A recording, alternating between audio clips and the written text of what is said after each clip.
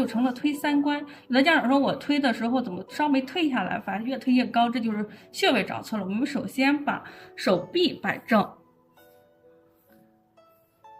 从这个方向向这个方向推，这叫清天河水。推六腑的话是从这个地方到这个方向，我们是可以这样，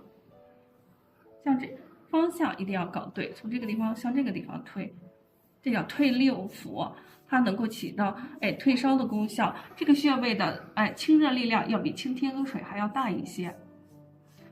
如果孩子要发烧的话，我们可以蘸上那个温水，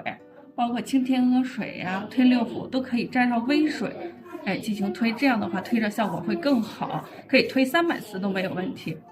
就是孩子容易积食发烧，积食发烧的孩子就会容易出现大便干燥，我们一定要保持孩子咳嗽期间大便通畅，让肺热从大肠走。